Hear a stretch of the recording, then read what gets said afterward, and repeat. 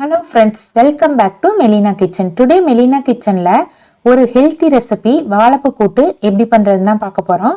First இந்த recipe பண்ணுறதுக்கு ஒரு கப் பருப்பு நல்லா தண்ணி சேர்த்து க்ளீன் பண்ணிவிட்டு குக்கரில் சேர்த்துக்கலாம். அது கூடவே கொஞ்சமாக வெங்காயம், ஒரு ஸ்மால் சைஸ் தக்காளி, 3 பல்லு பூண்டை தோல் உரித்து சேர்த்துக்கலாம்.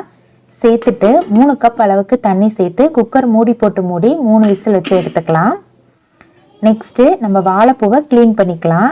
அதுக்கு வாழைப்பூவை இப்படி கையில் எடுத்து அதுக்குள்ளே ஒரு கண்ணாடி மாதிரி இருக்கும், அதை எடுத்துடலாம். ப்ளஸ் அதில் ஒரு நீளமாக நரம்பு மாதிரி ஒன்று இருக்கும், அதையும் ரிமூவ் பண்ணிவிட்டு நம்ம கட் பண்ணி இப்படி குட்டி குட்டியாக கட் பண்ணிக்கோங்க.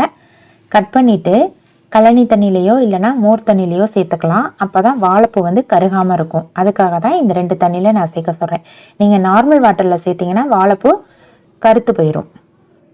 நெக்ஸ்ட்டு ஒரு பேனில் 2 டேபிள் ஸ்பூன் எண்ணெய் சேர்த்துட்டு எண்ணெய் சூடானதும் 1/2 டீஸ்பூன் கடுகு, 1/2 டீஸ்பூன் ஜீரகம், 2 வரமிளகாயை இப்படி உடச்சி சேர்த்துக்கோங்க. கொஞ்சமாக பெருங்காயத்தூள் ப்ளஸ் ஒரு கொத்து கருவேப்பிலை எல்லாம் நல்லா பொரிஞ்சதும் ஒரு பிக் சைஸ் பெரிய வெங்காயத்தை சின்ன சின்னதாக கட் பண்ணி வச்சுருக்கேன், அதையும் சேர்த்துக்கலாம். இந்த ரெசிபிக்கு தேவையான அளவுக்கு உப்பு சேர்த்துட்டு எல்லாத்தையும் ஒரு முறை மிக்ஸ் பண்ணிவிட்டு வெங்காயம் கண்ணாடி பதம் வர வரைக்கும் வதக்கிக்கலாம்.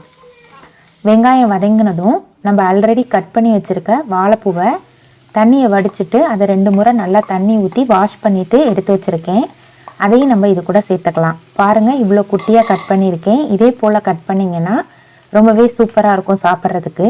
நெக்ஸ்ட்டு 1/4 டீஸ்பூன் மஞ்சள் தூள் சேர்த்து மிக்ஸ் பண்ணி விட்டுக்கோங்க.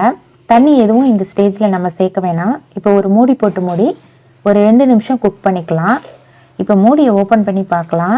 இந்த ஸ்டேஜில் நம்ம ஆல்ரெடி வேக வச்சுருந்தோம் இல்லையா பருப்பு, அதை இது கூட சேர்த்து மிக்ஸ் பண்ணி விட்டுக்கலாம். இப்போ நம்ம காரத்துக்காக ஒரு ஸ்பூன் சாம்பார் பவுடர் சேர்க்க போகிறோம். இல்லை உங்ககிட்ட சாம்பார் பவுடர் இல்லைன்னா குழம்புத்தூள் எது இருக்கோ அதை சேர்த்துக்கோங்க. சேர்த்துட்டு மறுபடியும் மிக்ஸ் பண்ணிவிட்டு ஸ்டவ்வை மீடியம் ஃப்ளேமில் வச்சு குக் பண்ணி எடுத்துக்கலாம். இப்போ மூடியை ஓப்பன் பண்ணி பார்க்கலாம். இப்போ வாழைப்பூ நல்லாவே வெந்திருக்கு. இந்த ஸ்டேஜில் ஒரு கைப்பிடி அளவுக்கு துருவின தேங்காயை சேர்த்துட்டு மிக்ஸ் பண்ணிவிட்டு ஒரு 2 நிமிஷம் குக் பண்ணிக்கலாம். 2 நிமிஷம் ஆயிடுச்சு பாருங்கள், நல்லா வெந்திருக்கு. லாஸ்ட்டாக பொடியாக நறுக்கின கொத்தமல்லியை சேர்த்து ஸ்டவ்வை ஆஃப் பண்ணால் சூப்பரான வாழைப்பூ கூட்டு ரெடி ஆயிடுச்சு.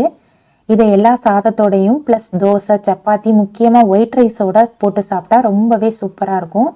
நீங்களும் இந்த ரெசிபியை உங்கள் வீட்டில் ட்ரை பண்ணி பார்த்துட்டு உங்களோட எக்ஸ்பீரியன்ஸ் எப்படி இருக்குன்னு ஷேர் பண்ணுங்கள் ஃப்ரெண்ட்ஸ். மேலும் இது போல் வெரைட்டியான